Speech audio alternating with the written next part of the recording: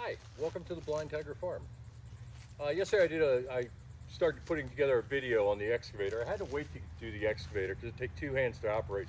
So I actually got some glasses that actually have a camera in them, and it makes it a lot easier for you to see what I'm doing when I'm manipulating the machine.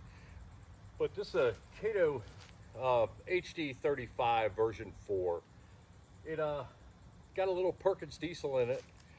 It weighs about 8,800 pounds. It can lift, I guess, around 3,000 pounds in the front. They call this a mini excavator, but they have these things on, you'll see them on eBay, the micro excavators that have like a Briggs & Stratton engine.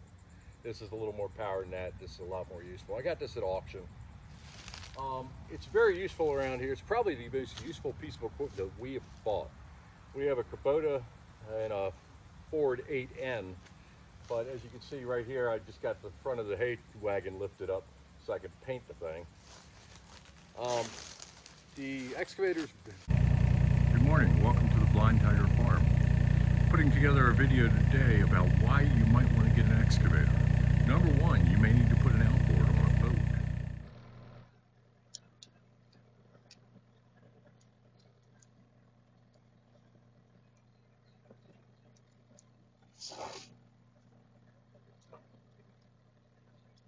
Well, good morning. I don't know if this is coming through, but I'm trying these new video glasses because the excavator is kind of hard to operate and make content at the same time with anything that you can see.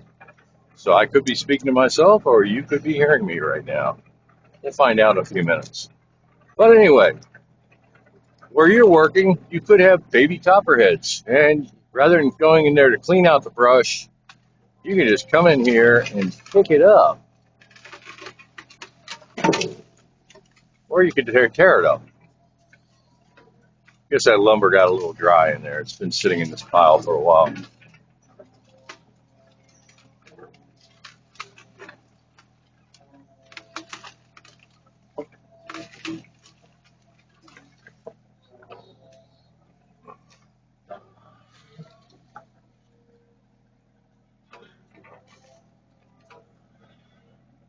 Anyway, it's much better to do this than go in there and tangle with a bunch of little baby snakes that may want to bite you.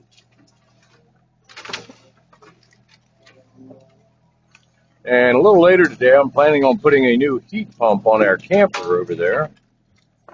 And when I do that, I'm going to basically sling load it off the roof and then drop the new one on there and then install it. Being over 60, apparently they don't want me climbing ladders with 60-pound, 70-pound items anymore. Can't imagine why not.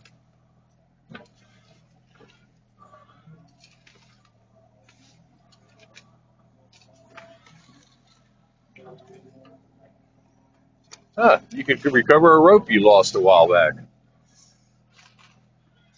We're going to leave the pine tree. But say you got these little pesky trees there, and you got an excavator. Well, they disappear. Save the chainsaw for the big stuff. And in fact, the excavator is pretty good at digging out stumps and stuff like that. There's a stump over here that I cannot dig out because it's near the septic system. So I'm just going to grind that stump with the stump grinder. We'll see how this video turned out. Funny story here. My wife grew up on this property, and it left the family for a while, came back, and then her aunt sold it to us. And land's been fallow for like 30 years, so we're in the process of clearing it back to the fence lines and everything. But there's these mounds all over the place, and my wife told me that she always heard these were salamanders. And I'm like thinking of these like killer iguanas or something that could be roaming the field making these big piles. Well, I Googled it, and Wikipedia came up with it, and the local people around here called them sand mounders, and somehow that dwarfed into salamanders.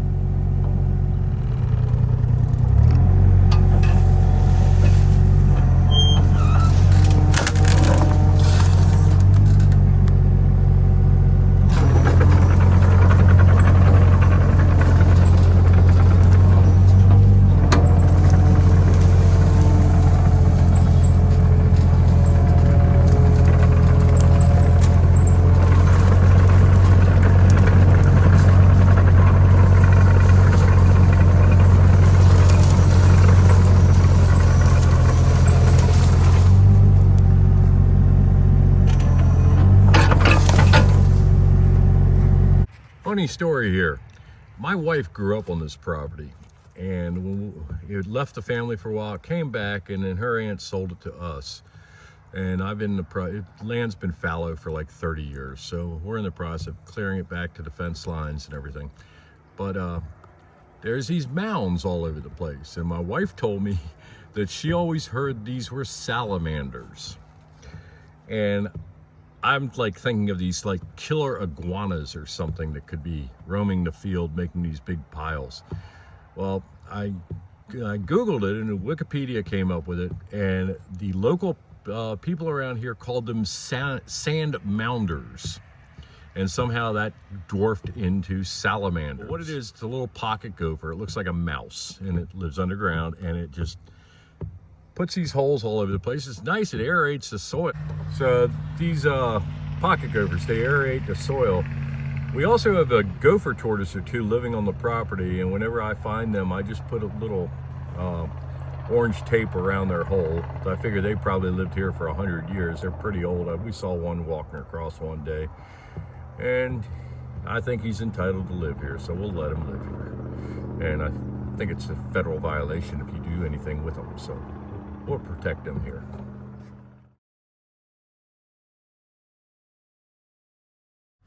My wife suggested that I get a little higher up above the ground. The aerial photography looks really good when you fly over the place. But this is what those pocket gophers do to a field. And it looks like 1944 Germany, except these are little moles, not 500-pound bombs.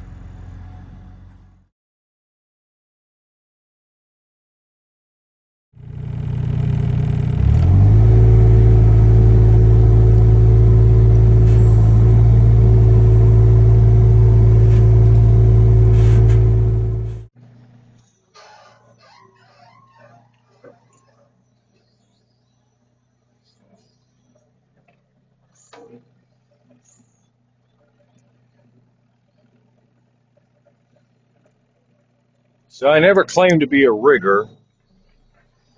My job was to tell the pilots where to go to hook up the sling load.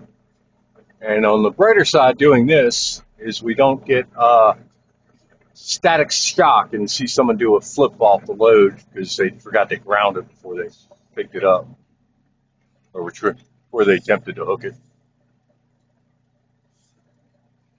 But I figured this was easier than climbing up a ladder with the thing.